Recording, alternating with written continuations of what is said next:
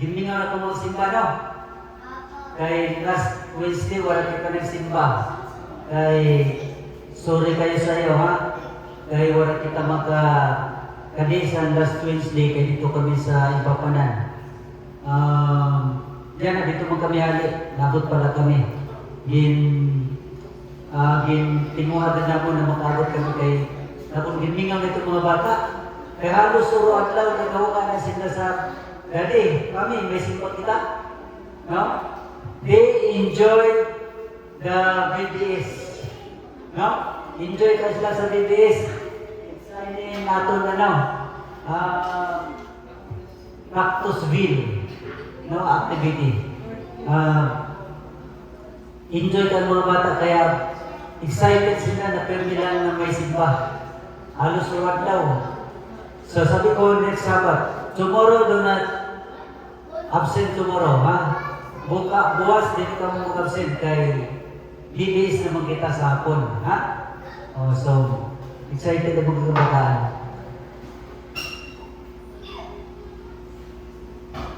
So, nilang gabi, maadal kita mga mahudan sa halipot lang na message. Ano? And then, my title of my message is Serving the Lord. No? How do we serve the Lord? And last Sabbath, sino dito sa last Sabbath? Di ba ipakita dito sa speaker the 3 stages of the life of a person? No? Tulo na stages. Itong bata pa, tapos awin ng mga kabataan, tapos young people na siya, nag-youth na youth, tapos nag-adult, no? O nag-old. Young, adult, old. No? Ito na 3 stages. Pag nakita niyo ito, na kung bata pa, ano naman, walang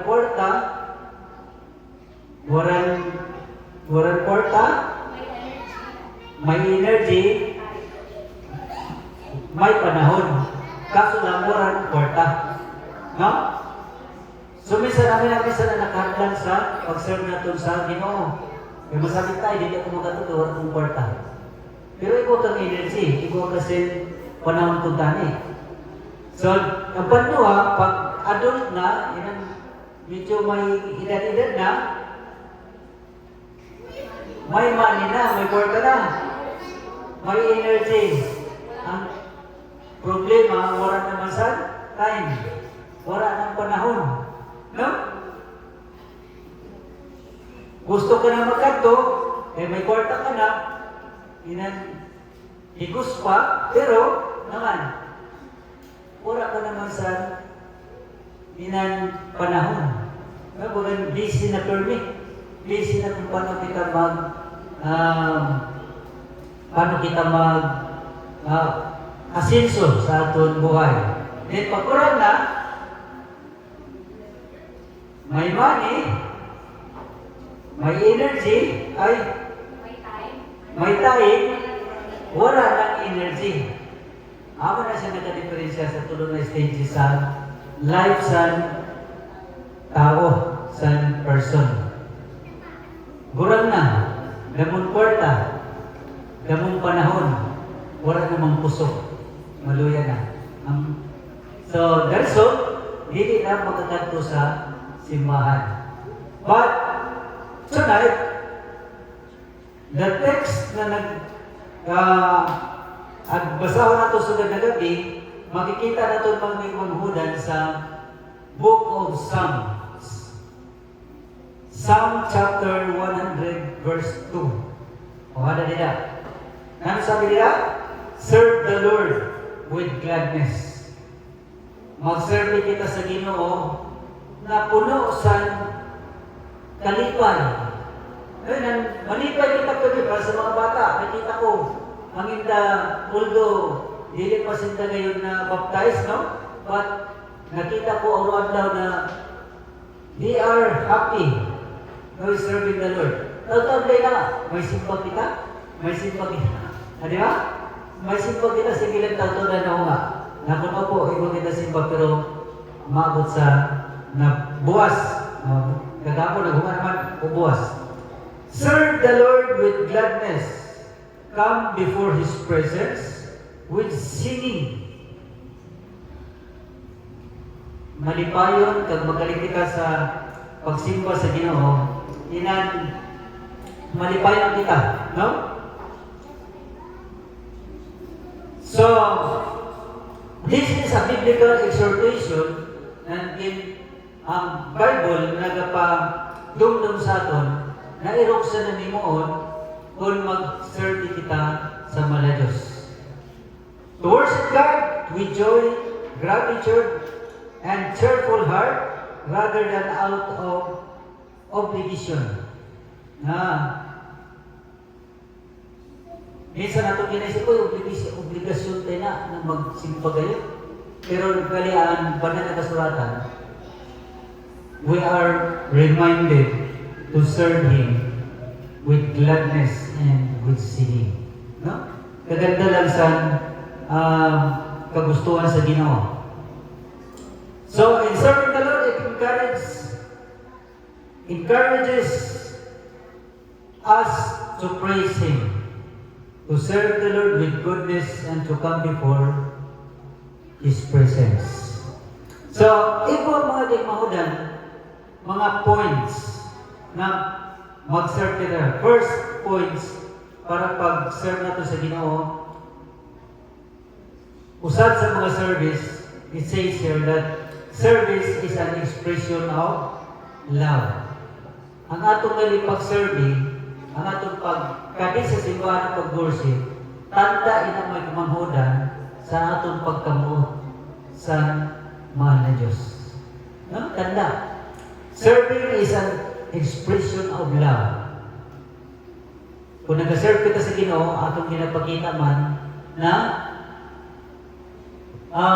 palaga nato ng Ginoo, love nato ng Ginoo, because God first loved us.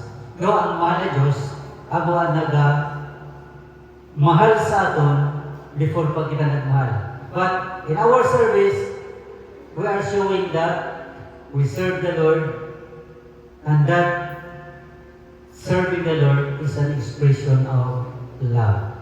No? Igwa galisin adarong na gusto sabihon kung mag-serve kita sa Ginoo. The second one is serving others is serving God.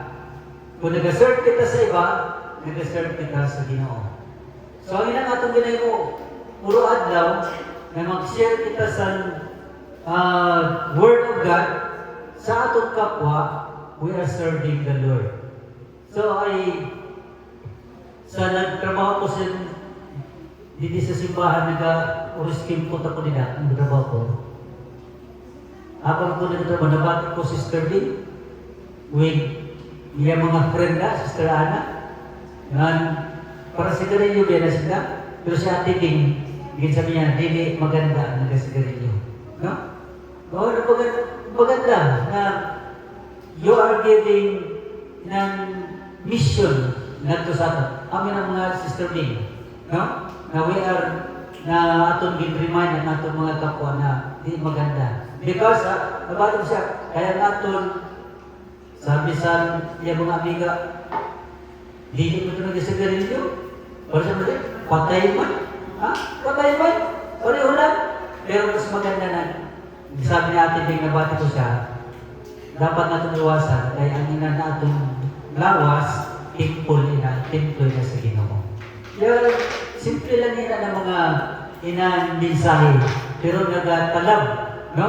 Nagadulot sa naton kagipusoon, lalo na sa aton nagapamati. So, serving others is serving God.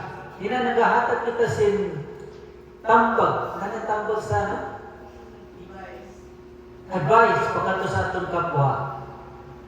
Usa din na way na nag-serve kita sa Ginoo. Gusto sabihin atong ipaaram na irog sila ang gusto sa Ginoo para sa aton. No? Praise the Lord, Sister Lee. Then, third, it says that serving with gladness. No? Inamalipayon kita permi. Na dili kita magol na minsan na ay Sabado naman po sana. Masim ba kaya ako or dili? Di ba? Duha-duha kita sa aton, kondisyon sa aton, inan sa diri. O, masim ba kaya ako? But, in serving the Lord with gladness, every time na we have a fellowship, no? We have gatherings, kailangan natin magmahulan to join, to participate, para makaserve kita sa Ginoo with gladness. No? So it says that serving with gladness encourages us to serve the Lord, reminding us that service should be a joy, not a burden. No? Inang mag-serve kita, magsimba kita sa Ginoo, dili na siya burden, kundi atong ngayon ikalipay permit. Di ba? Kaya ang atong pagkadi, dili kita nagkadi na makagin kita sa mga bagay o naman ang mga materials na ato sa mundo na aton ma-gather para makasinso kita. But we come inside the church to have fellowship and we joy in our heart in serving our God. No, mga bata, sa iyo pagkabata, nalilipay ang mana Diyos pagkita sa iyo na adi ka mo sa simbahan. Tayo lang sa mga bata, pero radlaw nagaguma sa aton. Then the fourth one is, it is a daily commitment. No? Daily commitment. Daily kay kung saan mo lang. Kaya na-impress talaga ko sa mga bata kay uro adlaw nila. Masugatan ko si Junjun. Daddy, may isip pa kita. Masugatan ko si Ina. Ano, may isip pa kita, Daddy? O, di ba? Mga bata nila na iba, mahukagay sila. So, you are serving the Lord with gladness, and that the Lord will bless you more. No? Ang Ginoo panalangin sa iyo. God, sabi niya, it is a daily commitment. Puro adlaw natong pakigdugtong sa natong Ginoo. Dili lang kay kung makalundong kita. Dili lang kay kung may sakit kita. May pangangailangan kita. Dili lang kita magdumdum sa Ginoo. Bisa kung may masakit, amo lang kita mangko. Ha? Okay. Kamo na siya. So, it is a daily commitment. Choosing to serve the Lord is a daily decision, often requiring us to put away sa tanan nato ng mga business, sa tanan nato ng mga trabaho na pag mag-serve kita ato nila halipon sa atong mga kaisipan. So, put our distractions or other gods to focus on Him. So, atong paraon ng mga distraction. Ato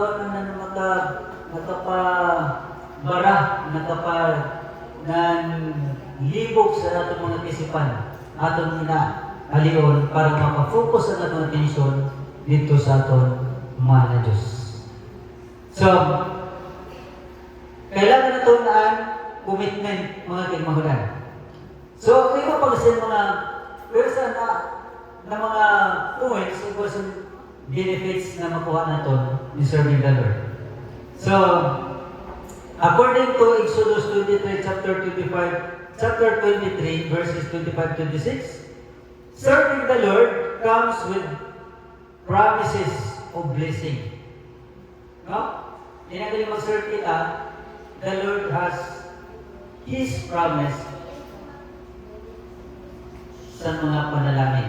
No? Blessing. Sabi na sa Exodus, comes with promises of blessing. And ye shall serve the Lord, sabi nila, your God, and ye shall bless thy bread and thy water, and I will take sickness away from the midst of thee. Ito kaganda, may panalangin. Kung mag-serve kita sa Ginoo, panalaginan kita niya sa tanan nato ng mga pangangailangan, mga pagkaon, ano naman nila. Sabi ko, ignition pa rin, pati water, then ang kaganda may manghudan, sabi niya, I will take sickness away from the midst of thee. No? Iiwas kita tanan sa mga sakit. Di ba? O pinanang kita katuig na nagas alagad sa Ginoo. Praise the Lord, na yan na, we are healthy. No? O, tayo lang sila may manghudan na amang pangako sa Ginoo, ato din na may manghudan, kaputan ba yun sa aton tagsa-tagsa ng buhay.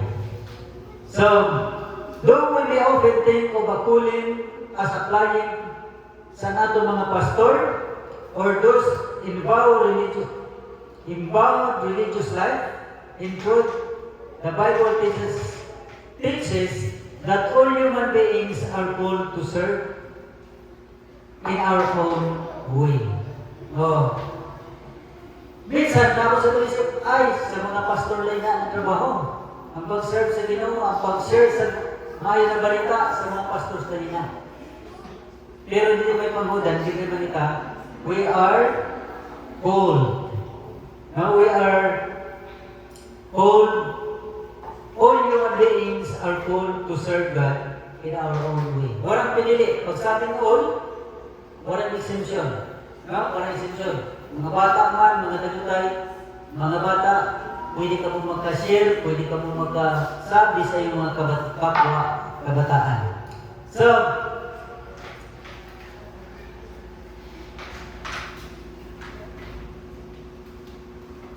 your service does not have to be your vocation. Though your job or career path may directly align with how you choose to serve. Serving God has a much wider application to all aspects of your life, in how you relate to others, and how you find yourself within the world. We can find the best way to serve God in the teaching of Jesus Christ and application for our own lives.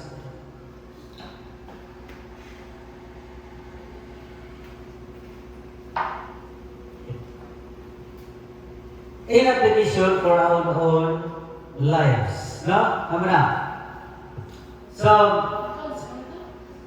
nanong gusto sabihin sa mga panghudan? So, sabi ni we first have to understand what it means to serve God. Because God doesn't need anything. God is all-powerful. No? Aton intindihon ng panghudan na ang pag-serve natin sa Ginoo na dili lang sa atong pasadiri. No, dili sa atong pasadiri. Kaya ang mahal na Diyos, He has given us power to serve Him. Ang tanan na kagahom, ang tanan na kaaram, kadulong, ada sa iya na atong ginemo. So, sabi nila, we are meant to call on Him during our times of need. Not the other way around. Instead, God calls us to His service by supplying us with grace. No? Kung nag-serve kita sa Ginoo, ang Ginoo nag-supply man sa iya grasya, pagkadisator. Mga blessings, grace, talents, and passions so that we may better accomplish His purposes in the world. So, mahimo nato din na may panghudan ang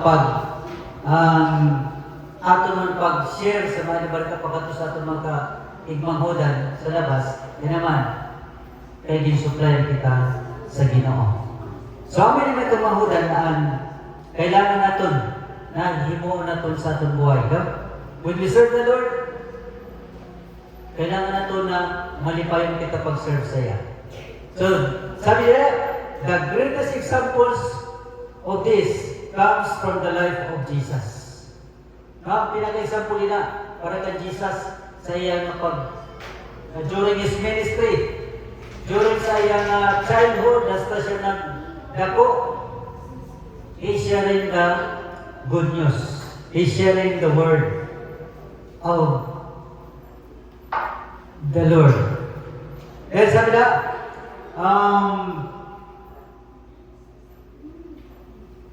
who was the manifestation of God's saving love in the world. Jesus spent His life in service to others, but most especially those in need. No? Pag sa Jesus, sa divisya, nag-spend siya sa pag-mensahe, pagkato sa mga katawan, pero ang iya din tagang focus mong igmahudan, itong mga nagapangangailangan. No? Kaparehosan mga pobre, including the poor, the sick, and anyone who would be neglected by society. No? Ito kayo mga pinaka-pobre. Hindi siya nag-concept na mag-serve kita na bagang ikaw siyang ibabalo sa aton na ihatag. No? Wala, kung Jesus na service, talagang fully committed siya sa service na talaga ang katawhan, kita na humanity, mapaayo kita tanan. So great was Jesus' love for all of us, for we are all children of God. Now, malipayon siya na nakita ang nag-respond kita sa iya serbisyo sa mahal na Diyos. And naman, kita tanan income kita, kilala kita niya na mga anak kita sa Ginoo. So last mag-imagan, in Mark chapter 10 verse 45, sabi ni Dave, for even the Son of Man came not to be served, but to serve and to give His life as a ransom for many. No? Amin na siya ang tuyo sa pag-alaga. So ang atong greatest example, sino? Sa atong service is Jesus. Ang maganda siya natin example. Kaya niya pag-serve, wala sin nano pa man. Nag-serve siya na wala san kapalit. Kita kung mag-serve kita, sugod, mga bata, sugod siya ng mama. Ang iba, dili nagkatuod kay walang suhol. Pero kung may suhol, laksi. No, malaksi kung may suhol. Mga tagaan kasi suhol. So, I hope na sa atong tanan, sa atong pag-serve sa Ginoo, dili kita mag-ayusin na naman na suhol, but we have to commit ourselves in sharing the good news to others. So amin na sa amin magmaganda, no? Para sa kan Jesus, na nagkali siya sa kinapan para mag-servisyo, dili siya ang servisyuhan. No? Amo ni siya ang bayad sa tanan sa aton. So makikita niyo magmahudan sa aton Bible sa Mark 10 chapter 45. So amin na siya ang tuyo sa Ginoo. So the same with us, pareho sa aton, maghimo kita na wala sin kapalit. Let us share the good news, let us share the word of the Lord freely. No? Ato nihatag na free. Because ang salvation that God offers to give to us is free. May the Lord bless everyone this evening, and once again, happy Sabbath sa ato natin.